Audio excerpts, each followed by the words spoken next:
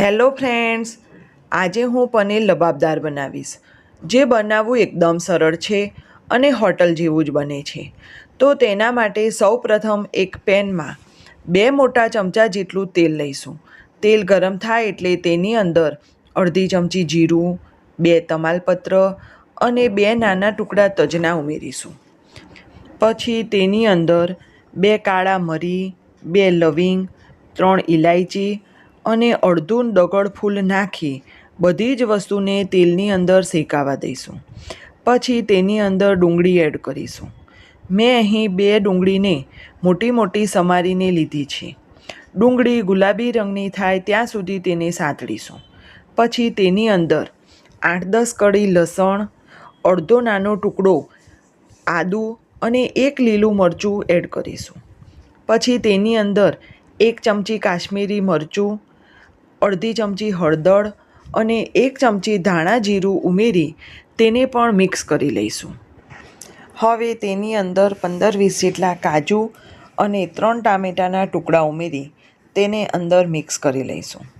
આ બધી જ વસ્તુને તેલની અંદર 5થી 10 મિનિટ સુધી શેકાવા દઈશું. 1 નાની ચમચી જેટલું મીઠું એડ કરીશું અને તેને મિક્સ કરી લઈશું. આ બધી જ વસ્તુને સારી રીતે તેલની અંદર કૂક થવા દઈશું. હવે તેની અંદર અડધો કપ જેટલું ગરમ પાણી એડ કરી ઢાંકણ ઢાંકીને ગ્રેવીને 10 મિનિટ સુધી સ્લો ફ્લેમ ઉપર થવા દઈશું. હવે આપણી ગ્રેવી તૈયાર થઈ ગઈ છે તો તેને સાઈડ ઉપર મૂકી દઈશું અને ઠંડી થવા દઈશું. ગ્રેવી ઠંડી થાય ત્યાં સુધી એક પેનમાં થોડું તેલ લઈ તેની અંદર પનીરના ટુકડા એડ કરી દઈશું. આપણે પનીરને તળવાનું નથી, પણ તેને થોડું સોફ્ટ થાય ત્યાં સુધી તેલની અંદર ગરમ કરવાનું છે. તો અડધી ચપટી જેટલું હળદર, થોડુંક મરચું અને અડધી ચપટી જેટલું મીઠું નાખી પનીરને થોડી વાર તેલની અંદર ફ્રાય થવા દઈશું. પછી પનીરને કાઢી લઈશું અને જે તેલ બચ્યું છે તેને ગ્રેવીનો મસાલો બનાવવા માટે વાપરી લઈશું. હવે જે ગ્રેવી બનાવીને રાખી છે તે એકદમ ઠંડી થઈ ગઈ છે, તો તેને મિક્સરના જારમાં ટ્રાન્સફર કરી લઈશું અને તેની ફાઇન પેસ્ટ બનાવી લઈશું. હવે એક પેનમાં પનીર તળતા વધ્યું હતું તે તેલ લઈ લઈશું અને તેની અંદર ઝીણી સમારેલી ડુંગળી એડ કરીશું. ડુંગળીને ગોલ્ડન બ્રાઉન રંગની થાય ત્યાં સુધી સાંતળીશું. પછી તેની અંદર અડધું કેપ્સિકમ ઝીણું સમારી એડ કરીશું.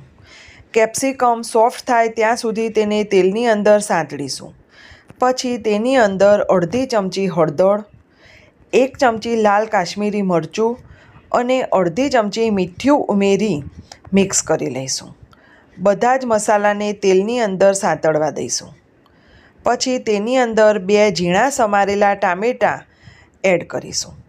તમે ટામેટાની જગ્યાએ ટામેટા કેચઅપનો ઉપયોગ પણ કરી શકો છો. બધી જ વસ્તુને સારી રીતે કૂક થવા દઈશું અને તેલ છૂટું પડે ત્યાં સુધી શેકાવા દઈશું. પછી તેની અંદર જે ફાઇન પેસ્ટ બનાવી હતી તે ઉમેરીશું. તેને સારી રીતે મિક્સ કરી લઈશું અને જે મિક્સરની અંદર થોડુંક પાણી નાખી તેને પણ લઈ લઈશું અને તેને એડ કરી બધી જ વસ્તુને હલાવી એકદમ મિક્સ કરી લઈશું. તેલ છૂટું પડે ત્યાં સુધી તેને ચડવા દઈશું. પછી તેની અંદર પનીરને એડ કરી 5 મિનિટ સુધી બધી જ વસ્તુ ચડવા દઈશું. તો હવે આપણું પનીર લબાબદાર તૈયાર થઈ ગયું છે. તો તેની ઉપર કોથમીર અને છીણેલું પનીર નાખી તેને ગાર્નિશ કરી લઈશું અને તેને એક સર્વિંગ બોલમાં કાઢી લઈશું. તો ફ્રેન્ડ્સ, તમને આ રેસીપી ગમી હોય તો તેને લાઈક કરજો અને મારી ચેનલને સબસ્ક્રાઈબ કરજો.